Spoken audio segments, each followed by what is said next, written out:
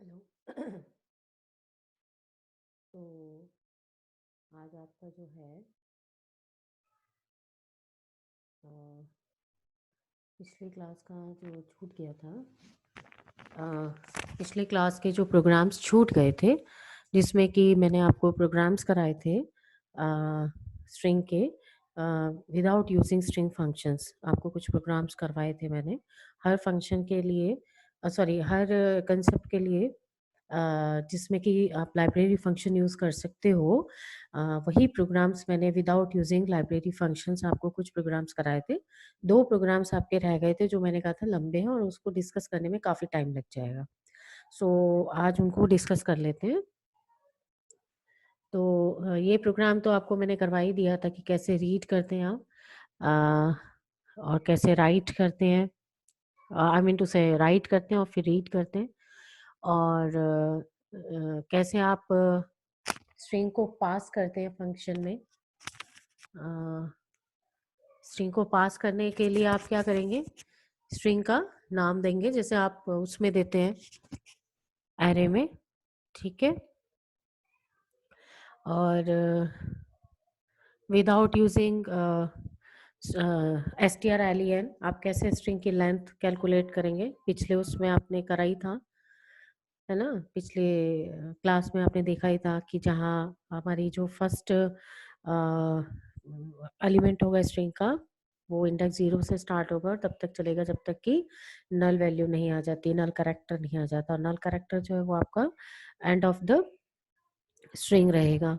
सो ये था आपका, कि आप उसको जो है काउंटर लगा लेंगे, या आप लूप में ही जो लूप वेरिएबल को स्टार्ट करेंगे 0 से, तब तक जब तक कि नल वैल्यू नहीं आ जाती है, नल कैरेक्टर नहीं आ जाता है, तब तक आप उस लूप को चलाएंगे और लूप में जो है लूप वेरिएबल की का इंक्रीमेंट करते रहेंगे, और जो उसकी वैल्यू आएगी वो आपका लास्ट वैल्यू जो होगी इसकी आएगी इंक्रीमेंट होगी, वही आपका जो होगी लेंथ हो जाएगी स्ट्रिंग की। सो ये हम देख चुके थे। strrev फंक्शन स्ट्रिंग रिवर्स करने के लिए होता है, और उसका भी हम प्रोग्राम देख चुके थे। उसमें हमने ये किया था कि 2 स्ट्रिंग लिए थे, एक स्ट्रिंग में हमने वैल्यू स्कैन कराई थी और दूसरे स्ट्रिंग में हमने जो है क्या कहते हैं, दूसरे स्ट्रिंग में जो है हमने रिवर्स ऑर्डर में स्ट्रिंग को एंटर कराया था, जिसमें कि हमने लूप चलाया था 0 से, और जब तक कि पहले लेंथ काउंट कर ली, और आप लेंथ काउंट करने के बाद लूप जो है वो 0 से और लेंथ तक चलाएंगे, लेंथ -1 तक चलाएंगे। और क्योंकि लास्ट कैरेक्टर आपका जो होगा वो नल होगा, और उसके बाद आप एक-एक कैरेक्टर जो है वो उसमें डालते जाएंगे, ठीक है। तो एक ये इसमें कराया था, और जो सेकंड वाली जो जिस स्ट्रिंग में आप रिवर्स डालना चाह रहे हो, उसके फर्स्ट पोजीशन पे वो वो वाली स्ट्रिंग जिससे आप रिवर्स करके डाल रहे हो वैल्यू, उसकी लास्ट वैल्यू, मानी मतलब ये है कि जो स्ट्रिंग में आप रिवर्स स्ट्रिंग सॉरी जिस स्ट्रिंग में एक स्ट्रिंग आपने एम्प्टी लिए, दूसरी स्ट्रिंग में आपने वैल्यू ले रखी है। अब आपको क्या करना है, मान लीजिए आपने बुक वैल्यू ले रखी है और आपको जो है वो प्रिंट कराना है KOOP। तो आप क्या करोगे कि जो फर्स्ट वैल्यू होगी, वो जिसमें रिवर्स स्ट्रिंग एंटर हो रही है, उसकी लास्ट पोजीशन होगी, है ना। सो ये आपने किया था, यहाँ पे मैंने किया ही हुआ है कि बिगिन लिया है, और बिगिन को जो है वो 0 से स्टार्ट किया है, और आर जो है वो आपका बिगिन है, और बिगिन जो है मतलब आर में जो है वो फर्स्ट पोजीशन रहेगी, और एस जिसको हम रिवर्स कर रहे हैं उसकी लास्ट पोजीशन रहेगी, है ना। फर्स्ट पोजीशन पे दूसरे वाले की लास्ट पोजीशन की वैल्यू जाएगी। तो इस तरह से आप उसको रिवर्स कर दोगे, और बिगिन की वैल्यू बढ़ती जाएगी, और लास्ट कैरेक्टर जो होगा वो नल डाल दिया जाएगा, ताकि ये कंफर्म हो जाएगा कि यहाँ पे स्ट्रिंग जो है वो फिनिश हो गई है। कॉपी स्ट्रिंग होता है आपका कि strcpy, ये तो सिंपल है। उसमें आपने क्या किया कि आपने रिवर्स करके डाली, इसमें आप रिवर्स करके नहीं डालोगे, है ना, सिंपल ही डाल दोगे। तब तक डालोगे जब तक कि नल वैल्यू ना हो, और लास्ट में आप नल वैल्यू एंटर करोगे। और कॉन्कैटिनेट, हाँ ये था आपको कि ये मुझे बताना था कि कॉन्कैटिनेट कैसे करते हैं। कॉन्कैटिनेट यानी कि आप क्या कर रहे हो, दो स्ट्रिंग्स को मर्ज कर रहे हो, है ना। तो इसका अपना अपना तरीका होता है, अपना अपना लॉजिक हो सकता है इसका, क्योंकि एक लॉजिक जो मैंने लिखा है, एक और लॉजिक इसका हो सकता है, वो भी मैं आपसे डिस्कस कर लूंगी। आपको जो लॉजिक ठीक लगे आप उस लॉजिक से प्रोग्राम बनाइए, ठीक है। तो अभी क्या लिया, इसमें दो स्ट्रिंग ली हैं। पहली ली है एक S1 और दूसरी ली है S2, दोनों कैरेक्टर टाइप की, क्योंकि स्ट्रिंग है तो कैरेक्टर टाइप की ऑब्वियस है। तो पहली स्ट्रिंग में तो वैल्यू डली हुई है प्रोग्रामिंग, दूसरी स्ट्रिंग में वैल्यू डली हुई है इज ऑसम, ठीक है। सो अभी क्या किया है कि S1 की जो लेंथ है उसको कैलकुलेट किया है। सो सिंपल है, तब तक कैलकुलेट करिए, 0 से स्टार्ट करिए, तब तक कैलकुलेट करिए जब तक कि नल कैरेक्टर नहीं आ जाता। सो और लूप वेरिएबल की वैल्यू को बढ़ा दिया, तो और बाद में प्रिंट करा दिया लूप वेरिएबल की वैल्यू को, तो वो तो हो गई लेंथ। अब इसने क्या किया है कि concatenate each character of S2 to S1। So इसमें क्या किया इन्होंने, एक लूप स्टार्ट किया है और लूप में वेरिएबल ले लिया है जे इज इक्वल टू 0, तब तक चलेगा जब तक कि S2 की नल वैल्यू नहीं आ जाती, जे प्लस प्लस होगा और आई प्लस प्लस होगा। अब मैं आपको यहाँ पे इस कंसेप्ट का थोड़ा सा डिस्क्रिप्शन देती हूँ। देखिए इसमें क्या है, फॉर एग्जाम्पल S1 जो आपने स्टोर किया,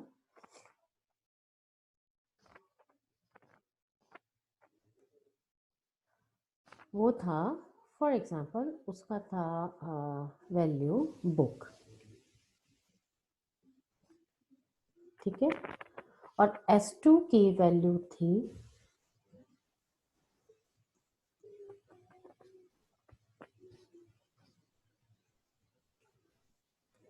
कॉपी, ठीक है। अभी क्या करना है, इस ये वाले लूप से क्या होगा, आपका S1 की जो लेंथ है वो कैलकुलेट हो जाएगी। तो S1 की लेंथ यहाँ पे बन गई आपकी 4, इस वाले लूप से, दिस वन लूप। सो क्योंकि 0 से स्टार्ट हुआ, जब तक हुआ जब तक नल नहीं आ जाता, आई की वैल्यू इंक्रीज होती रही, आई प्रिंट हो गया। तो आई की वैल्यू यहाँ पे क्या निकली, सॉरी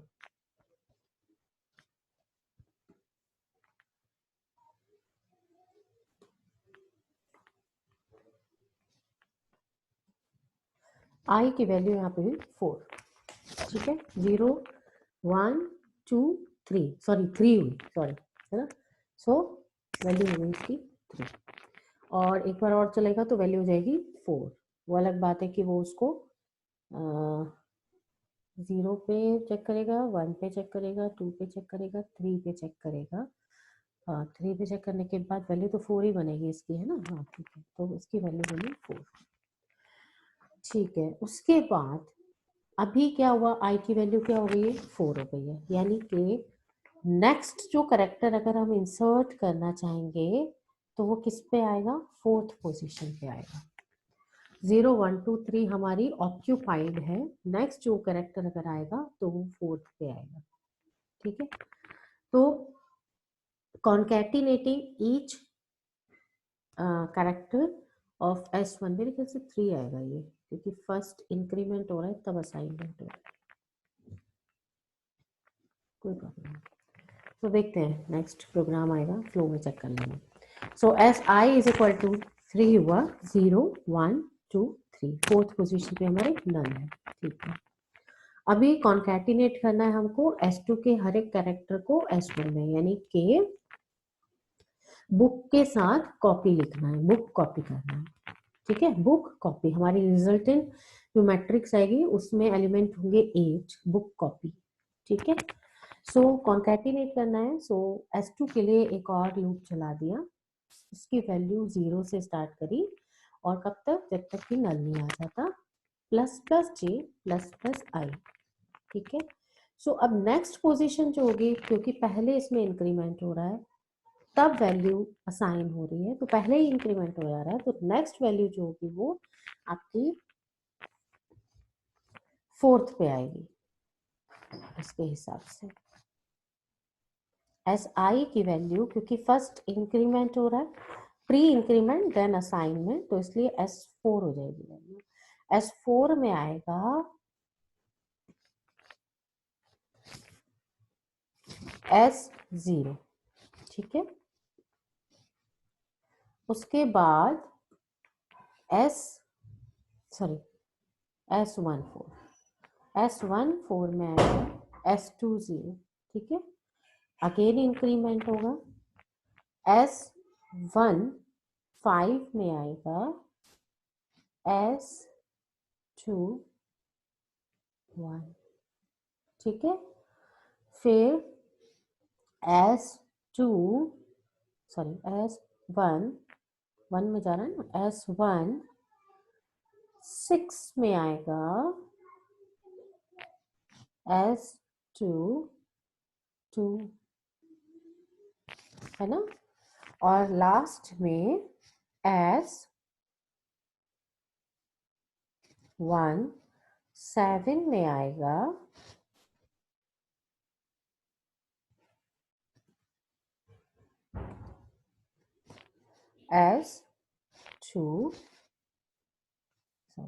S1 3 में आएगा S2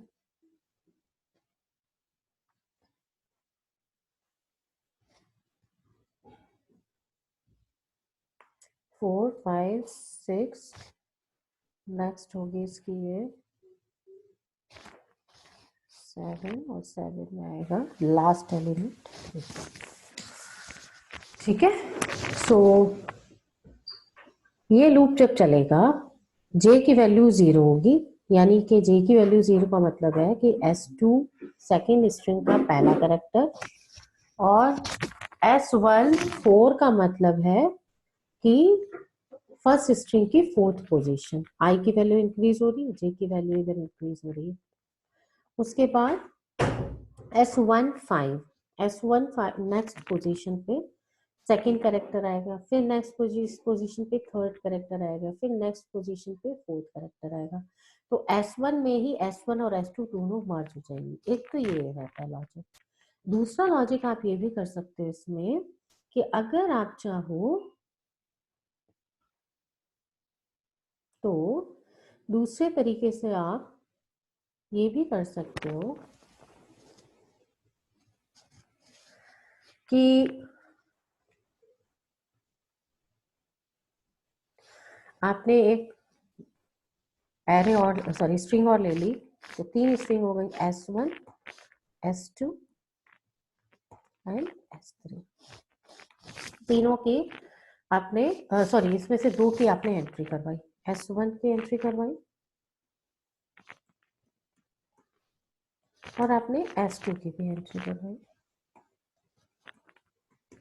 ठीक है। अब आप क्या करोगे कि पहले आप S3 के अंदर लूप चला के, है ना, S3 के अंदर लूप चला के I का ही लूप चलाइएगा, और उसमें आप S1 के सारे एलिमेंट्स डाल दीजिए लूप चला के, after the loop, using loop, ठीक है। लूप वेरिएबल I रखिए, कोई प्रॉब्लम नहीं है, डाल दिया। उसके बाद I की वैल्यू इंक्रीज हो गई। अब आप क्या करिए, इस लूप को आप ऐड कर दीजिए, ठीक है। अब आप नेक्स्ट लूप चलाइए, ठीक है। एक और लूप आपने स्टार्ट किया,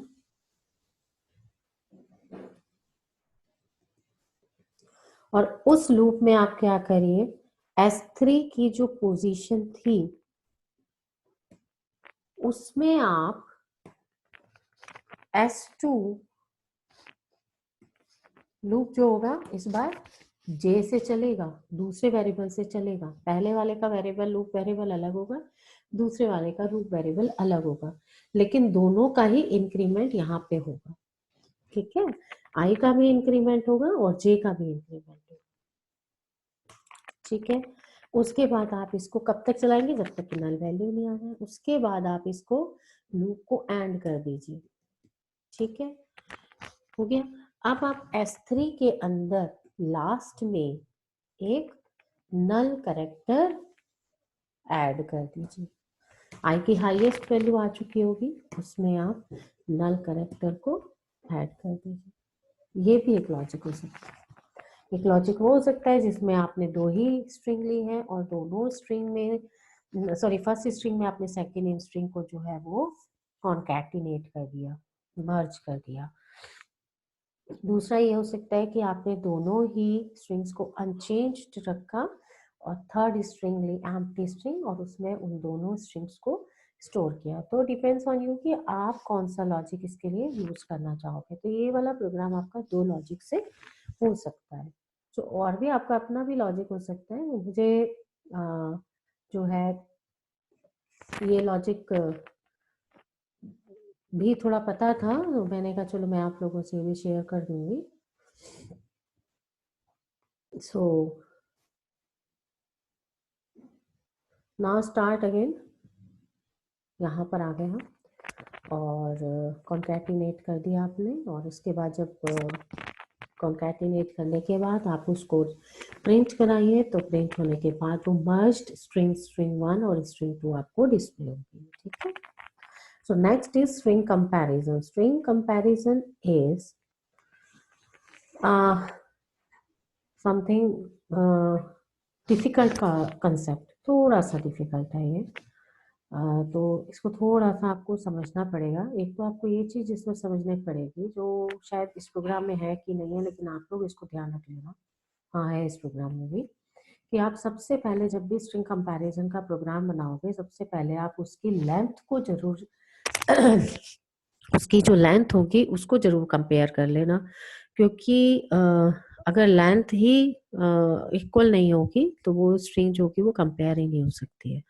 सो अगर आपने वो कंडीशन नहीं डाली तो स्ट्रिंग लेंथ बराबर नहीं होने के बावजूद भी वो कंपैरिजन करेगा और वो कंसेप्ट जो होगा वो थोड़ा गलत हो जाएगा। तो इस चीज़ को आप थोड़ा सा ध्यान रखिएगा, क्योंकि जब भी आप स्ट्रिंग कंपैरिजन का प्रोग्राम बनाएंगे तो आप उसमें ये चीज़ ध्यान रखेंगे कि जब भी आप स्ट्रिंग को कंपेयर करें उसमें पहले लेंथ को कंपेयर कर लें, है ना। तो फर्स्ट प्रोग्राम सॉरी ये प्रोग्राम आपको अगर आप देखोगे इस प्रोग्राम को तो इसमें दो स्ट्रिंग लिए हैं, स्ट्रिंग 1 एंड स्ट्रिंग 2। और इन प्रोग्राम्स में अगर आप गेट्स पुट्स का यूज़ करते हो तो आप स्ट्रिंग डॉट एच जरूर यूज़ कर लेना हेडर फाइल। अगर आप स्ट्रिंग के फंक्शंस यूज़ करते हो तब भी आप स्ट्रिंग डॉट एच को ज़रूर इंक्लूड कर लेना, क्योंकि अगर आप उसको इंक्लूड नहीं करोगे आपके फंक्शंस नहीं चलेंगे, प्रोग्राम एरर करेगा। दूसरा ये था कि एक बच्चे का व्हाट्सएप भी आया था मेरे पास, मैंने उसको भी क्लियर किया। मैं ये चीज़ पहले भी बता चुकी हूँ, बट मैं ये चीज़ वापस बताना चाह रही हूँ कि अगर आपने जो भी लेंथ डिक्लेयर करी है, चाहे आपने अरे के लिए करी है और चाहे आपने स्ट्रिंग के लिए करी है, जो भी लेंथ आपने डिक्लेयर करी है उसमें एक चीज़ आप ज़रूर ध्यान रखिएगा कि अगर लेंथ डिक्लेयर करने के बाद भी अगर आप स्कैन करते हो वैल्यू तो वैल्यू स्कैन होगी अगर कॉन्टिग्यूअस मेमोरी एलोकेशन पे ऑलरेडी कोई वैल्यू स्टोर नहीं है तो। ठीक है, लेकिन इसकी कोई भी गारंटी नहीं है कि जब आप उसको एक्सट्रैक्ट करना चाहोगे तब वो आपको गार्बेज वैल्यू ना दे। ठीक है, सो मेरे कहने का मतलब ये है कि मान लीजिए आपने क्या किया है कि एक एरे डिक्लेयर करी है, एक स्ट्रिंग डिक्लेयर करी है 10 की, है ना।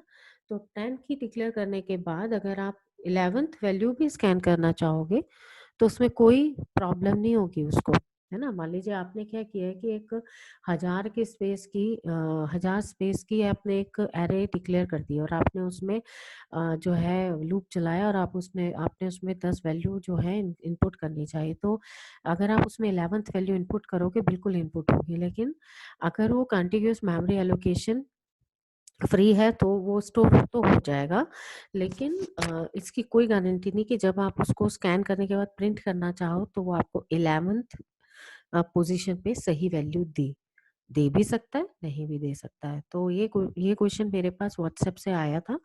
मैं ये बात पहले भी बता चुकी हूँ, मैं आपको अब फिर बता रही हूँ। कंटिन्यूअस मेमोरी एलोकेशन अगर फ्री है तो ज़रूर स्कैन करेगा लेंथ डिक्लेयर्ड लेंथ के बाद भी, या जो आपने एम या एन की वैल्यू के साथ उसका जो नंबर ऑफ एलिमेंट्स एंटर कराने का जो आपने नंबर लिया है जिससे आप लूप चला रहे हो, उसके बाद भी आप देखो बियॉन्ड दैट लोकेशन में आपकी वैल्यू स्टोर होगी, लेकिन वो आपको वापस रिसीव हो जाए ये इसकी कोई गारंटी नहीं। तो आप इस चीज से थोड़ा भी कंफ्यूज मत होइएगा, ठीक है। सो इस प्रोग्राम में क्या किया है, दो स्ट्रिंग लिए, स्ट्रिंग 1 एंड स्ट्रिंग 2 वेरिएबल लिए हैं इसमें, और इंट वेरिएबल एक टेम्प लिया, एक आई लिया है, और दोनों ही स्ट्रिंग को जो है स्कैन कर दिया है, रीड कर लिया, और रीड करने के लिए गेट्स का यूज किया है। तो गेट्स जो है वो स्ट्रिंग के लिए है। सो इसके लिए एक और फाइल इंक्लूड होनी चाहिए, हैश इंक्लूड स्ट्रिंग डॉट, ठीक है। सो L1 निकाल लिया लेंथ, L2 निकाल लिया, L1 निकाल लिया स्ट्रिंग 1 के लिए लेंथ, L2 निकाल लिया स्ट्रिंग 2 के लिए लेंथ निकाल ली। अगर दोनों इक्वल हैं तो ठीक है, अगर दोनों इक्वल नहीं है तो फिर आप नहीं कर पाओगे उसको, ठीक है। सो इफ कंडीशन लगाई बोथ आर नॉट इक्वल तो काम ही खत्म हो गया, एग्जिट हो जाएगा यहाँ से। आप उसको ब्रेक कर सकते हैं, एग्जिट कर सकते हैं, है ना। और या फिर आप इसको एल्स लगा दीजिए, एल्स। अगर दोनों इक्वल नहीं है तो प्रिंट कर दिया, अदरवाइज लूप चलाया, और लूप में लूप स्टार्ट किया 0 से, और कब तक चलाया, जब तक कि आपका नल नहीं आ जाता है, ठीक है। और आप स्ट्रिंग 1 से भी चला सकते हो लूप, आप स्ट्रिंग 2 से भी लूप चला सकते हो। कंपेयर किया, ठीक है। अगर अगर टेम्प की वैल्यू जो है वो 1 है, अगर दोनों इक्वल हैं तो टेम्प की वैल्यू 1 है, अदरवाइज टेम्प की वैल्यू 0 है, ठीक है।